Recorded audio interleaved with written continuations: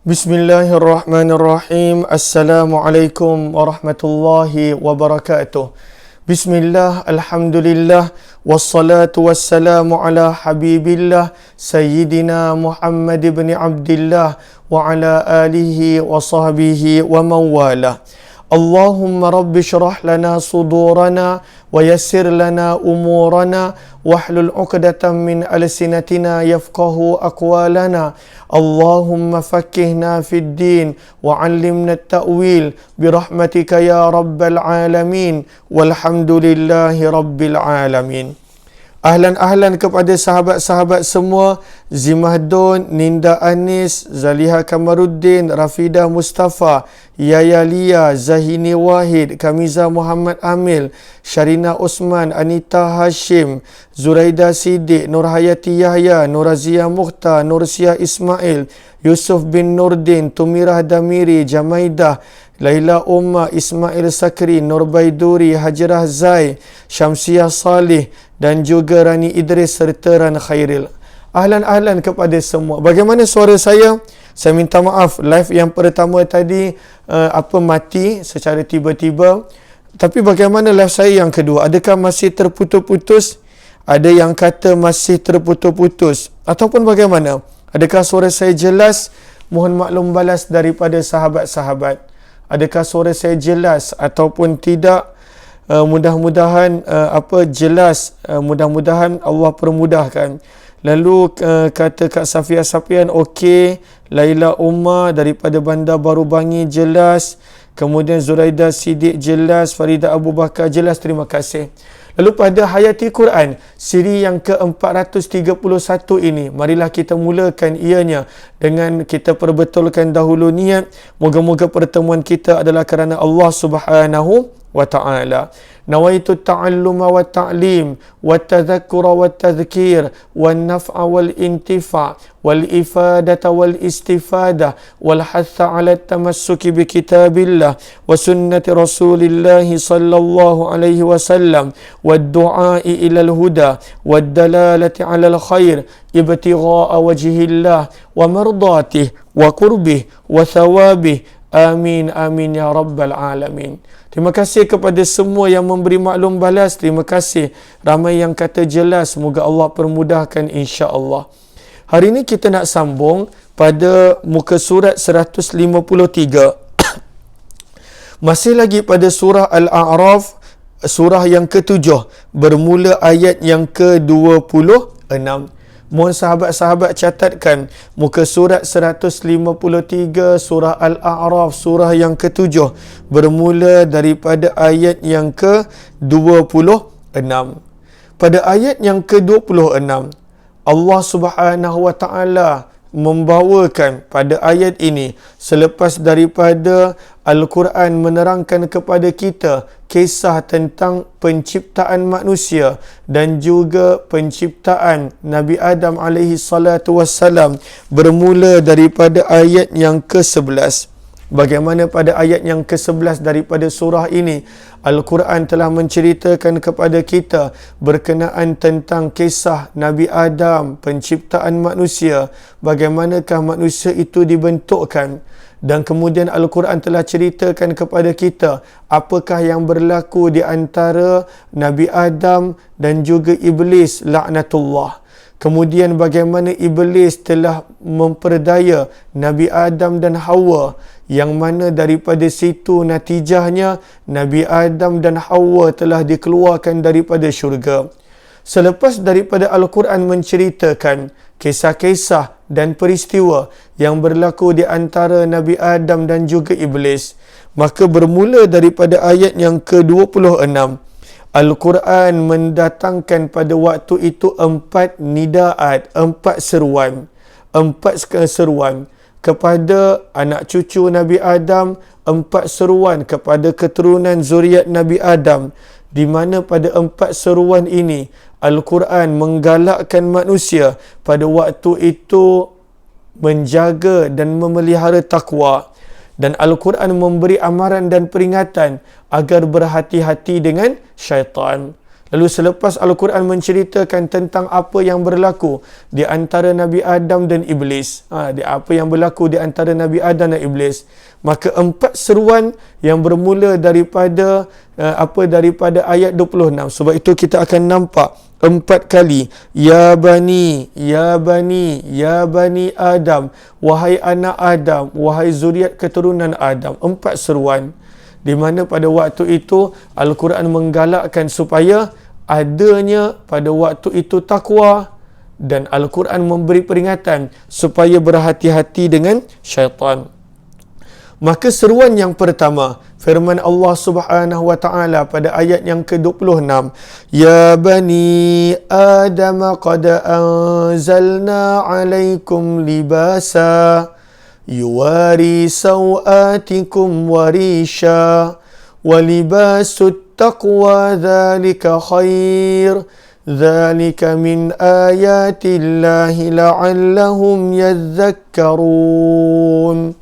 Firman Allah Subhanahu wa taala pada seruan yang pertama daripada 4 seruan ya bani Adam.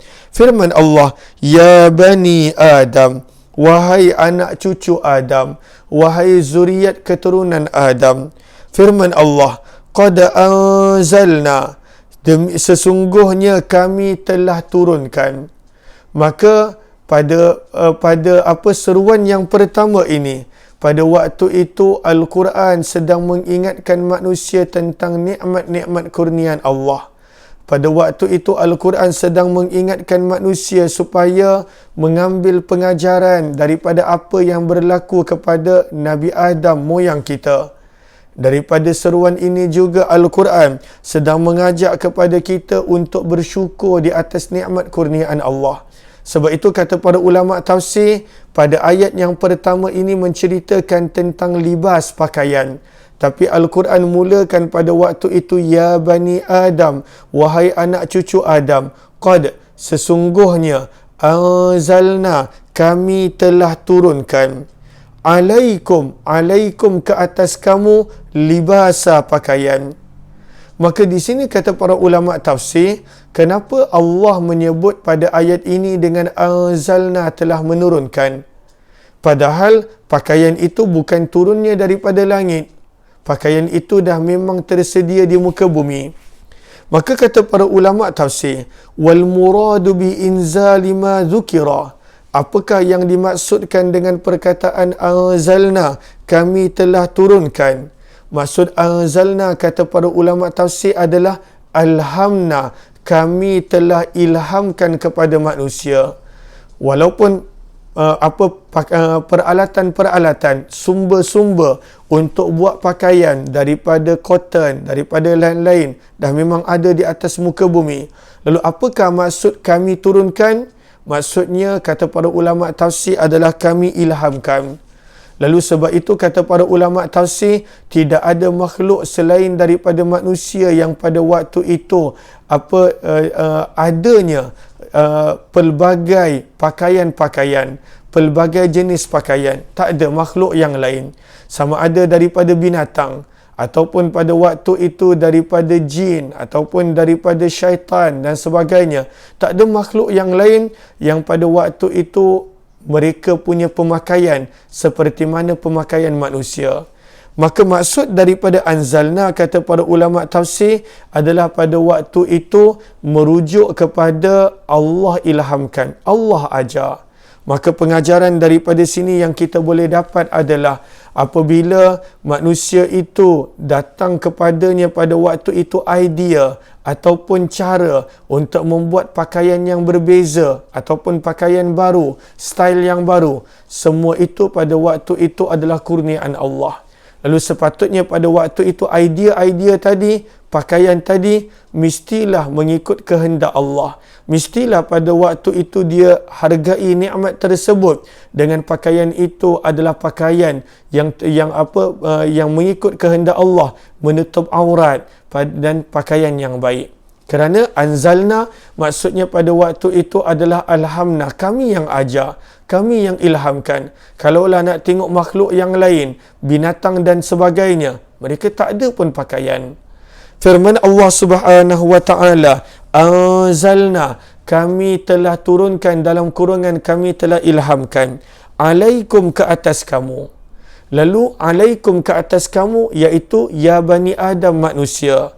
Maka sebab itu disebutkan di sini wat ta'bir, dan ungkapan bahawa kami telah turunkan ke atas kamu pada perkataan alaikum itu yufidu, memberi faedah khususiyatul bashar bil libas, bahawa manusia itu khusus, hanya manusia itu yang pada waktu itu ada pakaian yang menutup aurat. Berbeza pada waktu itu dengan makhluk-makhluk yang lain, yang mana pada waktu itu mereka tak terfikir untuk adanya pakaian. Binatang ataupun pada waktu itu iblis, syaitan dan sebagainya. Maka daripada sini Al-Quran menerangkan kepada kita bahawa manusia ini antara kelebihan dia, khususiyah dia, khusus untuknya. Pada waktu itu Allah berikan ilham kepada mereka berkenaan tentang pemakaian. Lalu apakah tujuan pakaian? Firman Allah, ya Bani Adam, wahai anak cucu Adam, qad, sesungguhnya, anzalna, kami telah turunkan, dalam kurungan kami telah ilhamkan, alaikum ke atas kamu, libasa, pakaian. Apakah tujuan daripada pakaian itu? Kenapa manusia pada waktu itu Allah ilhamkan pada waktu itu untuk memakai pakaian? Tujuan daripada pakaian, firman Allah, yuwari sawatikum warisha. Firman Allah, tujuan daripada pakaian adalah sifat dia, yuwari, untuk menutup, sawati, aurat-aurat, kum, kamu. Lalu tujuan daripada manusia itu pakai pakaian adalah untuk menutup aurat. Maka pengajaran yang kedua yang kita dapat daripada ini adalah bahawa tujuan manusia itu memakai pakaian adalah untuk menutup aurat. Bukanlah pada waktu itu untuk mendedahkan aurat. Bukanlah pada waktu itu untuk menampakkan aurat. Maka Al-Quran menerangkan bahawa tujuan manusia pada waktu itu Allah ilhamkan dia untuk memakai pakaian. Yang mana Allah yang ajar. Kalaulah tidak, maka manusia ini akan menjadi seperti haiwan, seperti binatang yang pada waktu itu tidak berpakaian. Lalu bila Allah dah mengajar kepada manusia untuk memakai pakaian, lalu apakah tujuan utama daripada manusia memakai pakaian? Maka ini adalah pengajaran yang kedua. Yuwari, agar menutup, untuk menutup. Apakah dia? Sawati, aurat-aurat kum, kamu, untuk menutup aurat. Lalu amat pada waktu itu tidak betul, perlu diperbaiki. Kalaulah manusia itu memakai pakaian tetapi pada waktu itu mendedahkan aurat, ataupun pada waktu itu dia memakai pakaian menampakkan bentuk tubuh aurat. Dia pakai pakaian semua tapi pada waktu itu ketat ataupun pada waktu itu nipis sehingga menampakkan aurat, menonjolkan aurat. Lalu tujuan utama yang merupakan pengajaran yang kedua, Allah jadikan manusia itu memakai pakaian khusus untuk manusia, berbeza daripada makhluk yang lain, adalah tujuannya untuk menutup aurat. Menutup aurat adalah tujuan utama.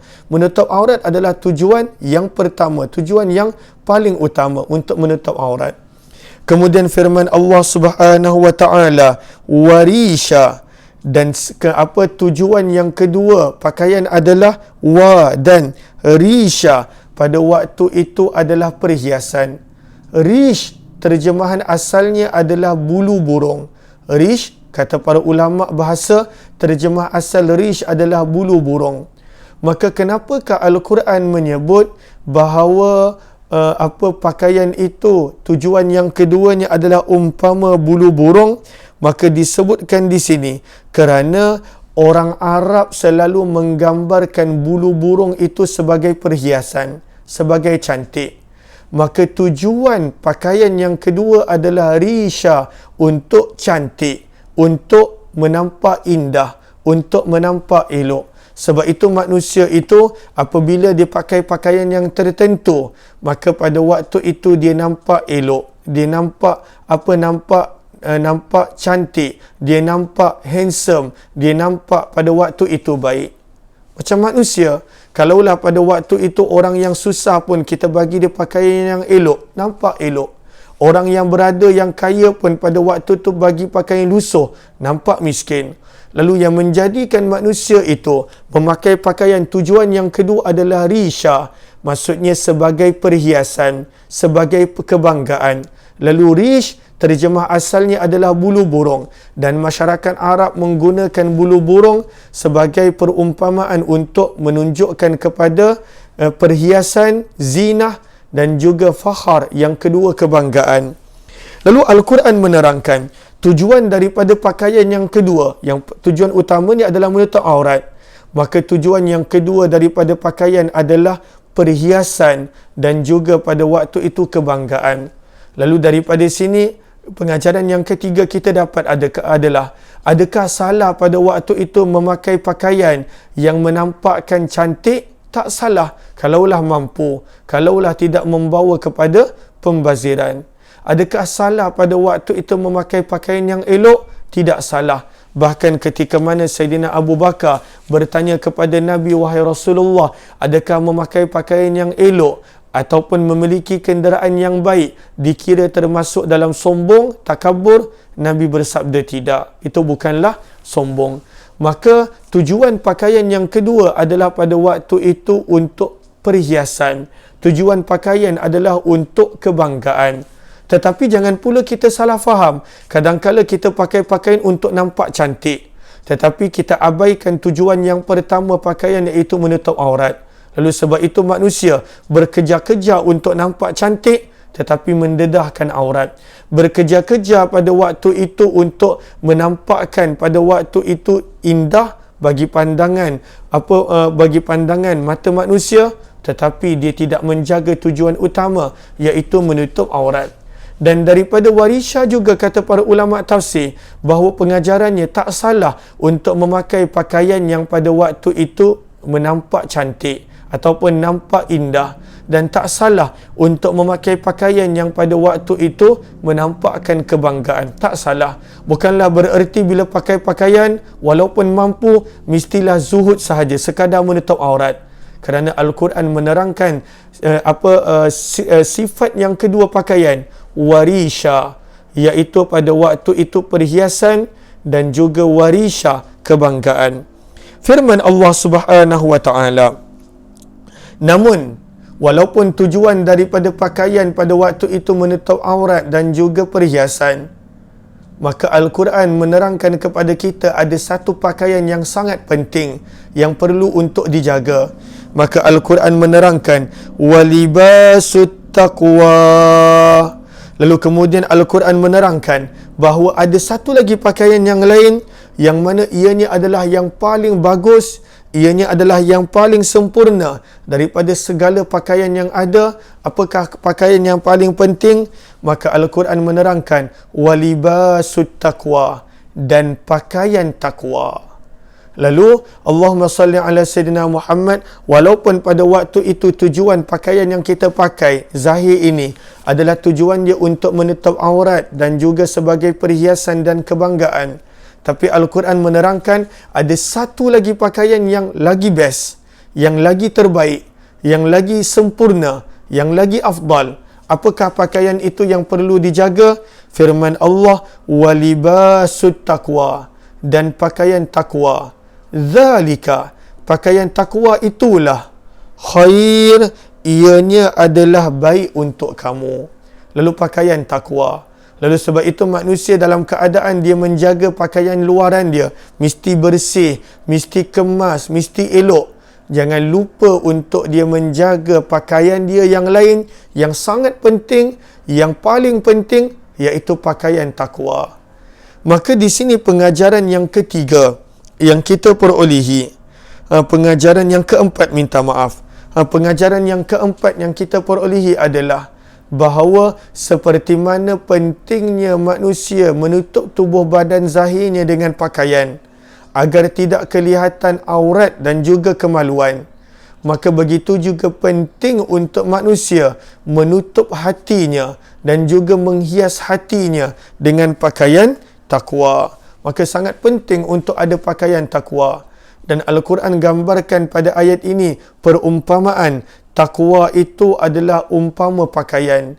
yang perlu dipakai, yang perlu sentiasa ada. Macam mana pakaian sentiasa manusia pakai, waktu tidur pun dia pakai pakaian. Maka sebenarnya takwa itu perlu sentiasa ada. Sama ada apa jua keadaan, takwa itu perlu sentiasa ada. Dan sebagaimana pakaian zahir pada waktu itu mencantikkan manusia, menutup akan kelemahan manusia, aurat dan juga sebagainya, maka sebenarnya diumpamakan takwa dengan pakaian. Sebenarnya nak menunjukkan kepada manusia, bila manusia itu memakai pakaian takwa, maka pada waktu itu akan tertutuplah segala kelemahan dan kekurangan dia. Ya, memang tak ada manusia yang sempurna. Ya, memang tak ada manusia yang perfect, kecuali para anbiya alaihimussalatu wassalam, yang mereka ini maksum terpelihara. Tapi bila manusia itu dia pakai pakaian takwa, seperti mana pakaian biasa menutup segala aurat dan juga kemaluan manusia, maka pakaian takwa akan menutup segala kelemahan dan kekurangan manusia. Maka sebab itu pentingnya untuk memakai pakaian takwa. Sebab itu Al-Quran menyebut, "Dzalika khair", yang pakaian takwa itu adalah yang terbaik untuk kamu. Dalam keadaan kita menjaga pakaian-pakaian zahir, jagalah juga pakaian dalaman kita, iaitu pakaian takwa. Lalu di sini apa firman Allah Subhanahu wa taala di hujung ayat? Dzalika min ayatillah la'allahum yadhakkarun. Dzalika, yang demikian itu, daripada penerangan tentang nikmat Allah. Allah kurniakan pakaian untuk menutup aurat dan perhiasan, yang mana Allah pada waktu itu terangkan kepada manusia pentingnya untuk mempunyai pakaian takwa. Dzalika, yang demikian itu, kepada apa yang dibincangkan sebelum ini, min ayatillah, adalah di antara tanda-tanda kebesaran Allah, dalam kurungan nikmat. Lalu semua ini adalah nikmat Allah. Pakaian dan sebagainya semua adalah nikmat Allah. Lalu kenapa kita kena ingat ini adalah nikmat Allah? La'allahum yadhakkarun, supaya kamu beroleh peringatan. La'allahum, moga-moga, supaya agar kamu yadhakkarun, beroleh peringatan, ataupun yadhakkarun, mengambil pengajaran. Lalu firman Allah, la'allahum yadhakkarun, ketika mana manusia pada waktu itu dia mesti kena ingat bahawa ini adalah ayatillah, tanda-tanda kebesaran Allah, dalam kurungan ini adalah nikmat Allah. Maka apabila, kenapa penting kita ingat nikmat Allah? La'allahum yadhakkarun, moga-moga ataupun supaya ataupun agar kamu yadhakkarun, beroleh pengajaran, yadhakkarun, beroleh peringatan, yadhakkarun, pada waktu itu beringat. Lalu daripada penghujung ayat ini, pengajaran yang kelima yang kita boleh dapat, semua ini adalah nikmat Allah. Lalu kenapa kita nak sombong? Semua ini adalah nikmat Allah, maka mengapa kita nak pandang rendah pada orang lain? Semua ini adalah nikmat Allah. Dzalika min ayatillah, tanda-tanda kebesaran Allah, dalam kurungan nikmat Allah. Ini adalah semua nikmat Allah. Dan kemudian la'allahum yadhakkarun, pengajaran yang keenam, bahawa Allah suruh manusia ingat. Kenapa Allah suruh manusia ingat? Maka disebutkan di sini, supaya apabila manusia ingat ini adalah nikmat Allah, maka manusia tidak lupa lalu tergelincir ke dalam maksiat. Lalu manusia kena ingat ini adalah nikmat Allah. La'allahum yadhakkarun, supaya mengambil pengajaran, mengambil peringatan, supaya beringat. Kenapa? Supaya bila manusia itu ingat, maka pada waktu itu dia tidak terjebak dalam melakukan dosa. Kerana siapakah yang banyak melakukan dosa? Orang yang lupa akan Allah, orang yang lupa akan pemberian Allah, orang yang lupa pada waktu itu segala-galanya adalah nikmat Allah. Maka sebab itu apabila manusia yadhakkarun, ingat, maka dia tak akan berani nak buat maksiat. Tapi bila manusia itu lupa apa yang dia adalah nikmat Allah, maka dia akan datang keberanian untuk melanggar perintah Allah Subhanahu wa taala. Maka itu adalah pengajaran yang keenam daripada yadhakkarun. Kenapa Al-Quran menyebut supaya manusia itu mengambil pengajaran, supaya manusia itu mengambil peringatan, supaya manusia itu beringat, supaya dia tak lupa. Kerana manusia itu bila lupa, dia mudah terjebak dalam dosa. Lalu apakah pengajaran yang keenam? Kenapa Al-Quran suruh manusia la'allahum yadhakkarun? Supaya manusia pada waktu itu tak lupa. Kerana bila manusia itu lupa, semuanya adalah nikmat Allah, maka pada waktu itu mudah dia terjebak dalam melakukan dosa. Sahabat-sahabat yang dirahmati lagi dikasihi oleh Allah Subhanahu wa taala, inilah beberapa perkongsian yang sempat kita kongsikan pada Hayati Quran siri yang ke-431. Saya nampak ramai yang kali pertama yang baru join, mohon jasa baik untuk bantu share, kongsi dan juga sebarluaskan. Insya-Allah pada jam 2.30 nanti kita akan ada program khas jam 2.30. Nanti kita akan ada program khas bersama dengan Al-Fadil Ustaz Rushdi Ramli Al-Jawhari bersempena dengan tajuk Ashura 10 Muharram. Lalu mohon sahabat-sahabat yang berkelapangan untuk bersama. Saya tak sempat lagi nak buat poster dan sebagainya. Nanti saya akan war-warkan juga. Sahabat-sahabat bantu sebarluaskan. Moga-moga lebih ramai yang dapat bersama pada program khas sempena Ashura 10 Muharram yang bakal tiba pada maghrib nanti. Mudah-mudahan ada amalan yang boleh kita lakukan dan amalkan. Amin ya rabbal alamin. Lalu terima kasih kepada sahabat-sahabat semua. Kita jumpa lagi pada pertemuan yang lain. Mohon jasa baik untuk bantu share, kongsi dan juga sebar luas. Wabillahi taufiq wal hidayah. Assalamualaikum warahmatullahi wabarakatuh. Yang kali pertama join, jemput join Telegram channel Kuliah Umar Aziz insya-Allah. Terima kasih semua.